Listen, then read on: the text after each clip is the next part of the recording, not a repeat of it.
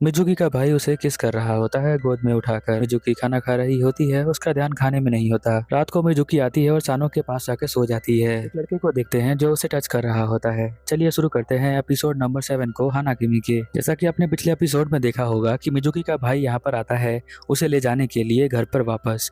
But Mizuki जो है यहाँ पर मनाती है सानो को कि वो जंप करे, और यहाँ कंगारू का जो होता है वो भी उसे की बेइज्जती कर देता है। मिजुकी जो है उदास हो जाती है क्योंकि सानो के साथ उसे रहना होता है। ये उदासी यहाँ पर देख लेता है सानो उसके चेहरे पर, इसीलिए सानो डिसाइड करता है कि इस बार वो जंप करेगा और बहुत अच्छे से जंप करेगा। और हम देखते हैं कि यहाँ पर वो बहुत अच्छा जंप करता है, जिसकी वजह से वो बहुत ज्यादा खुश हो जाता है और यहाँ पर उसको हक कर लेता है। अब वो दोनों बहुत खुशी खुशी स्कूल जा रहे होते हैं और उनकी खुशी जो है वो काफी दिन तक चलती नहीं है, जैसा कि आपको पता ही है। स्कूल से जब वो वापस आते हैं तो देखते हैं कि बोर्ड के ऊपर एक नोटिस लगा हुआ है हॉस्टल के अंदर। इसके ऊपर लिखा होता है कि ये हॉस्टल जो है रिपेयर हो रहा है, इसी वजह से 2 हफ्ते के लिए हॉस्टल बंद रहेगा, तो सभी बच्चे अपने अपने घर जाएं। नोबा जो है यहाँ पर आता है और कहता है कि तुम लोग यहाँ पे झुंड बना के क्यों खड़े हो, रास्ता तो छोड़ दो। तो वो लोग उससे पूछते हैं कि यहाँ पर देखो सर कैसा नोटिस लगा हुआ है। वो बोलता है कि यहाँ 2 हफ्ते के लिए घर जाना पड़ेगा। अब मिजुकी जो है सोच रही होती है कि वो घर कैसे जाए, उसका घर तो यहाँ पे बहुत दूर है। साथ में वो सानो से दूर होना नहीं चाहती है, वो उसके साथ ही रहना चाहती है, इसलिए उसका खाने पर बिल्कुल भी ध्यान नहीं होता, यही सोच रही होती है। यहाँ सानो जो है वो देखता है कि वो ना मुंह खोल के रखा है उसने और खाना नहीं खा रही है, तो वो उसे कहता है सर पे मार के कि अरे तुम खा क्यों नहीं रही हो। सानो का ये बिहेवियर उसके दोस्त देख रहे होते हैं बड़े ध्यान से। उन्हें समझ में आता है कि सानो पहले बिल्कुल भी ऐसा नहीं था, बट वो अभी मिजुकी का बहुत ज्यादा ख्याल रखता है। सानो से जब पूछते हैं उसके दोस्त कि तुम्हारा बिहेवियर अब चेंज हो गया है मिजुकी की वजह से, तो वो कहता है कि अरे तुम लोग क्या बात कर रहे हो, ऐसा बिल्कुल भी नहीं है। तभी मिजुकी के गालों से वो खाना हटा रहा होता है। उसका दूसरा जो दोस्त होता है वो भी कहता है कि हम तो सही कह रहे हैं, तुम्हारा बिहेवियर जो है वो चेंज हो चुका है, पहले तो बिल्कुल भी ऐसे नहीं थे, अभी ऐसा लग रहा है कि तुम यहाँ पर इसकी मॉम की तरह बिहेव कर रहे हो और उसकी केयर कर रहे हो। वो उठ जाता है और कहता है मैं अब जा रहा हूँ यहाँ से। फिर सानो कहता है कि मैं जा रहा हूँ, तो यहाँ पर मिजुकी कहती है कि मैं भी आती हूँ। तो वो कहता है कि नहीं, तुम्हें पूरा खाना खत्म करके यहाँ पर आना है। नत्सुके भी सानो के इस बिहेवियर को देख लेता है और वो डिसाइड करता है कि वो भी यहाँ पर मिजुकी के साथ ही रहेगा, और वो सोच लेता है कि यहाँ पर मिजुकी के पास जाकर वो उसे बोलेगा कि वो उसके साथ 2 हफ्ते के लिए रह सकती है। नत्सुके को लगता है कि मिजुकी जो है कोई लड़की नहीं है, एक लड़का है, इसलिए वो ऐसा सोच रहा है कि वो अपने दोस्त को अपने साथ रखेगा। वो मिजुकी के रूम के बाहर खड़ा होता है, तभी हम देखते हैं कि पीछे से सानो आ जाता है, क्योंकि वहाँ पर वो बहुत देर से खड़ा होता है। तो वो पूछता है कि अरे तुम क्या करने आए हो, चलो अंदर चलते हैं। नत्सुके सोचता है कि साथ में मिजुकी को इनवाइट करेगा साथ में खाना खाने के लिए, बट वो बोल नहीं पा रहा होता है।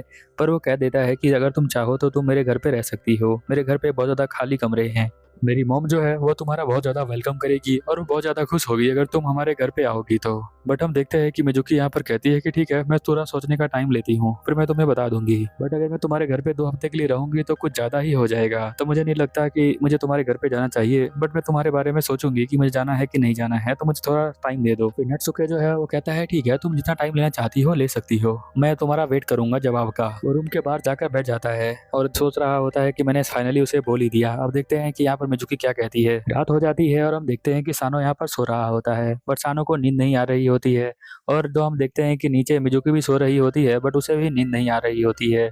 मिजुकी अपनी आंखें बंद करती है और ऊपर की तरफ चलने लग जाती है। अब वो लगता है जैसे कि वो स्लीप वॉक कर रही हो, बट हो सकता है कि वो एक्टिंग भी कर रही हो सोने के लिए, पर वो ऊपर चली जाती है और साथ में उसके जाके सो जाती है। यहाँ पर सानो उसे उठाने का ट्राई करता है, बट वो उठती नहीं है। वहाँ जाते ही उसे अच्छी सी नींद आ जाती है, तो वो आराम से सो जाती है। सानो को बहुत ज़्यादा सॉफ्ट सॉफ्ट फील हो रहा होता है, बट वो कुछ कर नहीं सकता है। सानो को भी पता है कि वो एक लड़की है। मिजुकी की बॉडी इतनी ज़्यादा सॉफ्ट होती है कि वो यहाँ पर शॉक में आ जाता है कि इतनी सॉफ्ट बॉडी है, और वो उसको हटा भी नहीं पाता, तो वो उसको हक करके यहीं पर सो जाती है। अगले दिन जब वो उठती है तो कहती है कि अरे मैं यहाँ पर कैसे आ गई हूँ और यहाँ पर मैं क्या कर रही हूँ, और एकदम से वो शौक में आ जाती है कि मैंने ये सब क्या कर दिया। सानो यहाँ बताता है कि तुम रात में चल के यहाँ मेरे बेड पर आ गई थी और तुम नींद में थी तो मैंने तुम्हें उठाया नहीं, लगता है कि तुम्हें स्लीप वॉक करने की प्रॉब्लम है। मन ही मन मिजुकी बहुत ज्यादा शर्मा रही होती है और वो कहती है कि अच्छा ऐसा हुआ क्या, तो कोई बात नहीं, बट हम दोनों लड़के हैं तो कोई दिक्कत वाली बात नहीं है इसमें। वो कहता है कि हाँ हम दोनों लड़के हैं तो कोई दिक्कत वाली बात नहीं है, बट सानो को यहाँ पता है कि वो एक लड़की है, बट मिजुकी को ये नहीं पता कि सानो को पता है कि वो एक लड़की है। यहाँ पर मिजुकी भाग कर जाती है डॉक्टर के पास, उसे हेल्प मांगती है और कहती है कि प्लीज़ तुम अपने घर पर मुझे स्टे दे दो 2 हफ्ते के लिए। वो कहता है कि मैं ऐसा नहीं कर सकता हूँ क्योंकि मैं खुद ही अपने बॉयफ्रेंड के साथ घूमने के लिए जा रहा हूँ 2 हफ्ते के लिए। उसकी बहन यहाँ पर आ जाती है और कहती है कि भैया आपने जो है बताया नहीं कि आप 2 हफ्ते के लिए घूमने जा रहे हो। नोबा उसका सेकंड कजन यहाँ पे आ जाता है और कहता है कि क्या यहाँ पर तुम घूमने के लिए जा रहे हो 2 हफ्ते के लिए और तुमने बताया भी नहीं किसी को, हमारी बड़ी बहन आने वाली है और उसे हमारी हेल्प चाहिए छुट्टियों में 2 हफ्ते के लिए, तो वो हमें लेने के लिए आ रही है बस 10 मिनट में, और तुम कह रहे हो कि तुम घूमने के लिए जा रहे हो। यहाँ जो नोबा होती है वो कहती है कि अरे तुम उसके कजन हो क्या? तो वो कहता है कि हाँ, मैं भी इसका कजन ही हूँ और ये मेरी छोटी बहन है, और जो हमारा ये डॉक्टर है ये भी हमारा कजन ही है। फिर यहाँ पर हम देखते हैं कि ये सब एक दूसरे के रिलेटिव्स ही होते हैं। बट यहाँ पर जो हमारा डॉक्टर होता है वो कहता है कि मैं अब यहाँ से जा रहा हूँ चुपके से निकल के। बट उसकी बड़ी बहन यहाँ पे सामने से ही आ जाती है और कहती है तुम कहाँ भाग रहे हो? डॉक्टर बहाना बनाता है और कहता है कि अरे अंदर गर्मी लग रही थी ना, इसलिए मैं बाहर जा रहा था और कोई बात नहीं है। और वो उसका गला पकड़ लेती है और कहती है कि तुम मेरे बिना हेल्प करवाए यहाँ से जा नहीं सकते हो, मुझे किसी की हेल्प चाहिए तो चाहिए। तो वो कहता है कि अरे देखो ये मिजुकी है ना, ये तुम्हारी हेल्प कर देगी, इसे 2 हफ्ते के लिए तुम्हारी हेल्प करने में बहुत अच्छा लगेगा। डॉक्टर की बहन यहाँ पे मिजुकी को देखने लग जाती है। इतने में हम देखते हैं कि डॉक्टर को मौका मिल जाता है और वो जल्दी से यहाँ से खिसक लेता है, क्योंकि उसे अपने बॉयफ्रेंड के साथ ही घूमना था, ना कि अपने दीदी के शॉप पर काम करवाना था। पर डॉक्टर की बहन जो होती है यहाँ पर उसे माफ कर देती है, कहती है कोई बात नहीं, मिजुकी जो है वो बहुत अच्छी है, वो मेरी हेल्प करवा देगी। अब मिजुकी को रहने के लिए 2 हफ्ते का समय मिल जाता है और साथ में वो उसे दुकान पे वो काम भी कर सकती है। फिर वो अपने रूम के अंदर जाती है और जहाँ पर अपने दोस्तों को बताती है कि मैं जो हूँ यहाँ पर डॉक्टर की बहन के घर पे रहने वाली हूँ 2 हफ्ते के लिए, और उन्हें कोई काम के लिए बंदे भी चाहिए, तो मैं तो वहाँ पे काम करने वाली हूँ। तो हम देखते हैं नटसुके और यहाँ पर सानो दोनों कहते हैं कि हम भी काम करना चाहते हैं, तो प्लीज हमको भी लेकर चलो। नटसुके है यहाँ पर सानो और मिजुकी के बीच में बस कबाब में हड्डी वाला काम कर रहा होता है। वो बार बार उनके बीच में आता है ताकि वो दोनों साथ में ज्यादा देर तक ना रह पाए। डॉक्टर की बहन जो है यहाँ पर एक रेस्टोरेंट चलाती है, तो वहाँ पर काम दे देती है मिजुकी को वेटर का, और बर्तन धोने का काम दे देती है नटसुके और यहाँ पर सानो को। हम एक और लड़के को देखते हैं जो इसी रेस्टोरेंट में काम करता है, बट वो लड़कियों के साथ कुछ ज्यादा ही चिपकता है। तो यहाँ पर डॉक्टर की बहन उसे बताती है कि तुम्हें जो है ये सब नहीं करना है, अगर तुम ये करोगे तो मैं तुम्हें यहाँ से निकाल दूंगी। वो बस उसे समझा रही है कि वो फीमेल कस्टमर के साथ ज्यादा फ्लर्ट ना करे, क्योंकि कस्टमर जो है कंप्लेंट कर देंगी तो रेस्टोरेंट बंद हो जाएगा। इसीलिए मिजुकी यहाँ पर उसकी बहन को आकर थैंक यू कहती है और कहती है कि आपने हमें काम दिया और रहने के लिए घर दिया, ये भी बहुत अच्छा है, हमें 2 हफ्ते के लिए रहना था इसीलिए हम यहाँ पर आ गए। वो कहती है कि नहीं, तुम लोग बहुत अच्छा काम करते हो, मुझे तुम दोनों को रखकर यहाँ शॉप के ऊपर बहुत ज्यादा खुशी हुई। बट हम देखते हैं उस लड़के को जो यहाँ पर अब मिजुकी के पीछे पड़ गया है, जो उसके जानबूझ के कानों में बोल रहा होता है, खाने के बहाने से वो उसे टच कर रहा होता है। बट सानो वहाँ पर देख लेता है, तो वो कहता है मिजुकी को कि यहाँ पर आओ, मुझे तुम्हारे साथ कुछ काम करना है।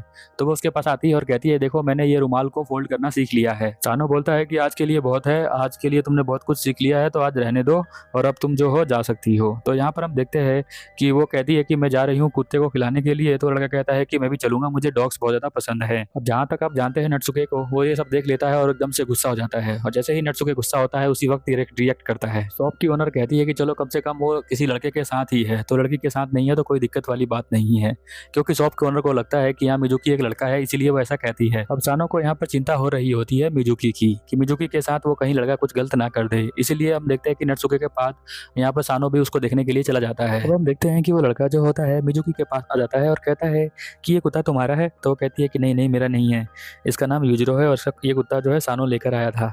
तो वो कहता है कि तुम्हारे दोस्त हैं दोनों, तो बॉयफ्रेंड है क्या?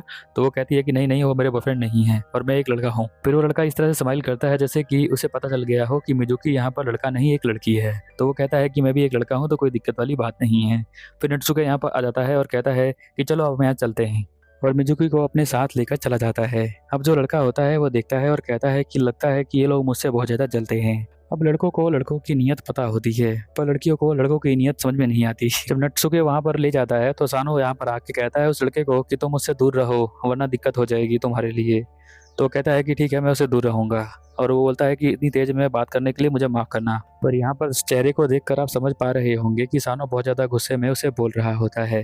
फिर हम देखते हैं कि शाम के समय जब वो कमरे के अंदर होता है और वो मिजुकी से पूछता है कि मिजुकी कोई दिक्कत तो नहीं है, कोई भी दिक्कत होगी तो तुम मुझे आके बता सकती हो।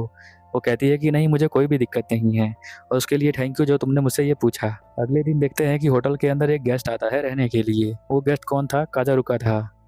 काजारुका को देखकर ये तीनों बहुत ज़्यादा चौंक जाते हैं कि ये यहाँ पर कैसे आ गया है। पर काजारुका अपने फैमिली के साथ आया होता है, उसकी एक छोटी बहन होती है और एक और छोटी बहन होती है, 2 बहनों के साथ आया होता है। उसे देखकर यहाँ पर सानो जो है गुस्से में दिखता है उसे, और यहाँ पर नटसुके जो है गुस्से में कुछ बोल देता है। बट हम देखते हैं शॉप की ओनर आती है, उसे एक लात मारती है और कहती है कि तुम्हारी हिम्मत कैसे हुई कस्टमर से ऐसे बात करने की। काजारुका पूछता है कि ये लोग यहाँ पर क्या कर रहे हैं, तो शॉप की ओनर बताती है कि इन्हें मैं कॉलेज से लेकर आई हूँ, स्कूल से लेकर काम करवाने के लिए, और ये मुझे बहुत ही अच्छे दाम पे मिल गए थे, यानी कम सैलरी में। तो वो कहता है कोई बात नहीं, मुझे जो है यहाँ पे कुछ दिनों के लिए रहना है।